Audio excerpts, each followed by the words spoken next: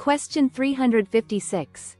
The space under the subfloor of a building designed to afford access to wiring and plumbing is called the A. Access panel, B. Crawl space, C. Cellar, D. Foundation. Correct answer is B. Crawl space. Access panel is a removable panel in a wall or ceiling that allows access to concealed wiring, plumbing, or other components. While it provides access, it's not the name of the entire underfloor space. A cellar is a room or set of rooms wholly or partly underground. While some buildings might have both a cellar and a crawl space, the term cellar generally implies a more substantial, often usable, underground area. The foundation is the structural base of a building that supports the weight of the entire structure. While the crawl space is often located within or above the foundation walls, the foundation itself is not the access space under the subfloor. Crawl space is an unfinished, accessible area between the ground and the first floor of a building. It's often designed to provide access to plumbing, wiring, and sometimes HVAC systems located beneath the main living area.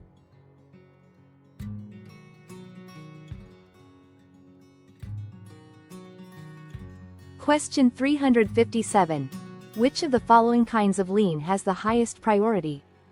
A. Deed, B. Mechanics lien, C. State tax lien, D. The lien earliest recorded. Correct answer is C. State tax lien.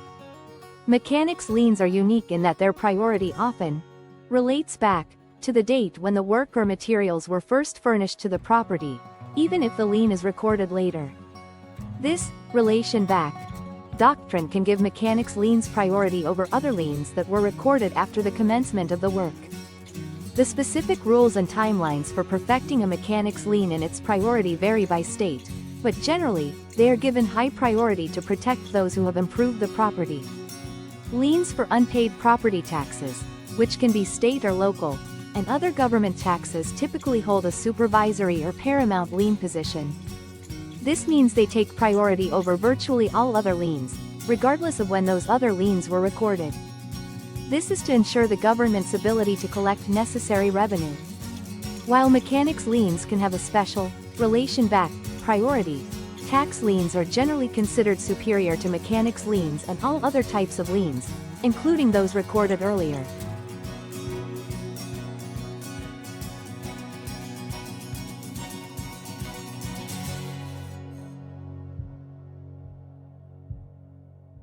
Question 358.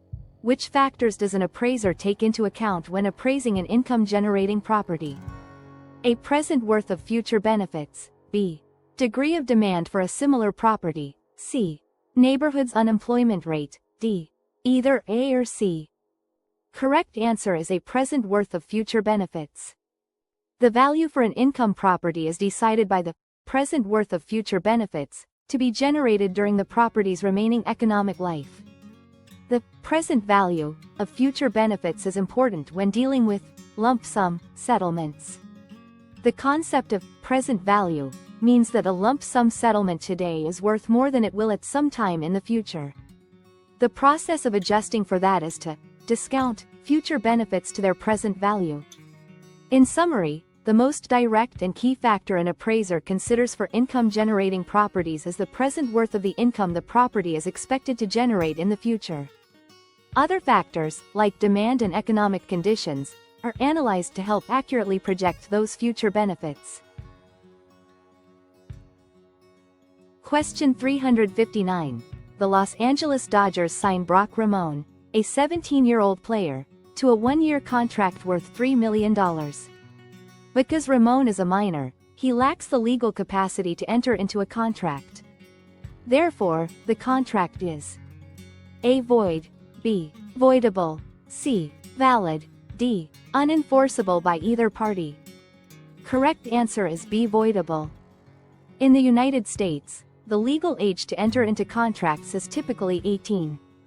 Since Brock Ramon is 17, he is considered a minor and lacks the legal capacity to form a binding contract. Due to Ramon's lack of legal capacity, the contract between him and the Los Angeles Dodgers is considered void. This means the contract has no legal effect from the beginning. In some cases, there might be exceptions for certain types of contracts involving minors, but these typically require specific conditions or parental approval.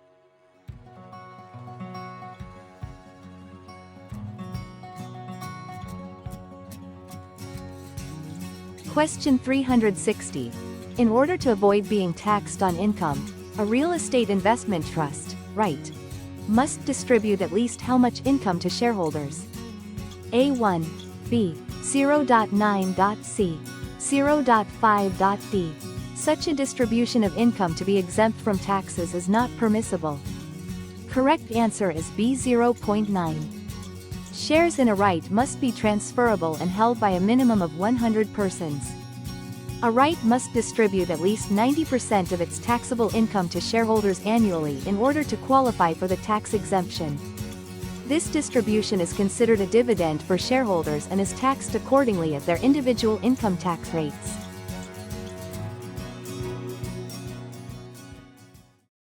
Question 361. Under the concept of hypothecation, a borrower maintains his status as legal owner of the property and retains his right of possession, while the lender holds A. Naked title, B. Equitable title, C. Bare title, D. All of the above. Correct answer is D. All of the above. Bare title and naked title are the same terms as equitable title, meaning the lender has a security interest in the collateral property. That interest will become a legal title if the borrower defaults or will end when the loan is fully repaid.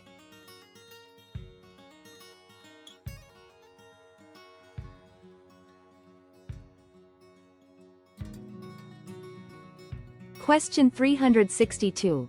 Which of these provides a taxation benefit related to the ownership of income-generating real property?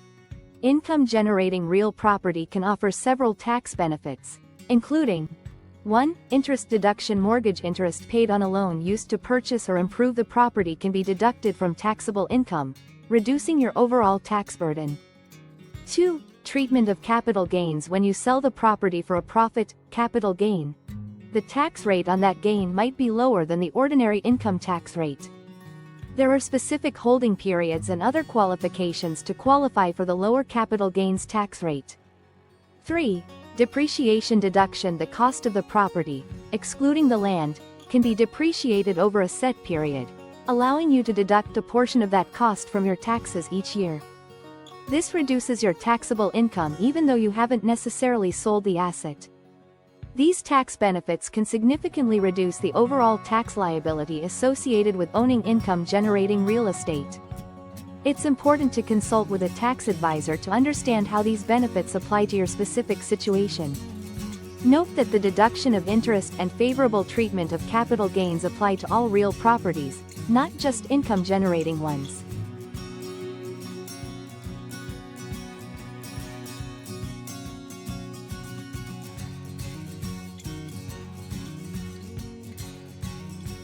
Question 363. Escrow services are normally provided by title companies in A. Northern California, B. Southern California, C. Los Angeles County only, D. Title companies are not authorized to serve as escrow agents. Correct answer is A. Northern California. The practice of title companies directly offering escrow services differs between Northern and Southern California. In Northern California, it is the more common practice for title companies to provide escrow services as part of their integrated offerings. While independent escrow companies also operate in the North, title companies frequently handle both title insurance and escrow functions for real estate transactions. Conversely, in Southern California, independent escrow companies are more traditionally prevalent and often handle escrow services separately from title insurance providers. While title companies in the South can also offer escrow, it's not as universally the norm as it is in the North. Therefore, based on the typical regional practices within California, escrow services are normally associated with and provided by title companies in Northern California.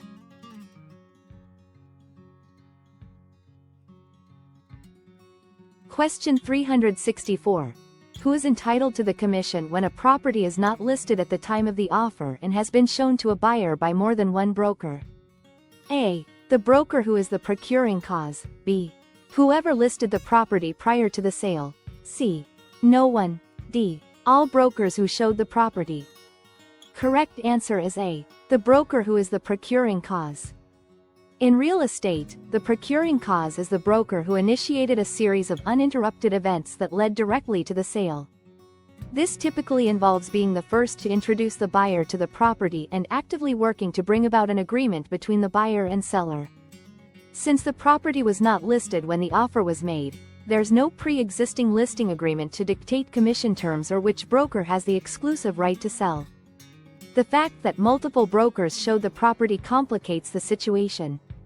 However, the key factor in determining entitlement to the commission, assuming the seller agrees to pay a commission to a broker who brings a buyer, is which broker's efforts were the direct and primary reason the buyer decided to purchase the property. Ultimately, the payment of a commission in this unlisted scenario would depend on an agreement reached between the seller and the broker who claims to be the procuring cause.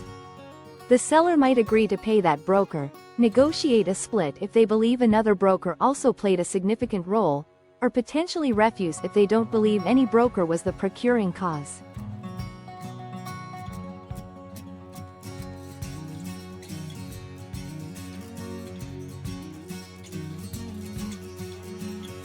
Question 365. Private property that has been confiscated by the government for non-payment of taxes can be sold at public auction by the county tax authorities. A. Upon public notification of the impending sale. B. Upon public notification of the impending sale and mailing the notice to the property owner in arrears.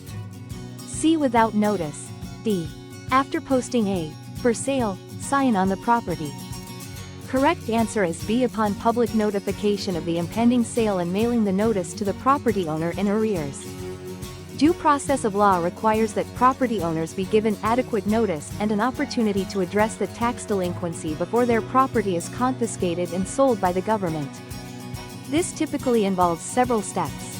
1. Notice of delinquency.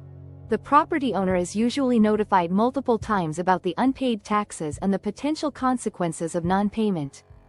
2. Public notification.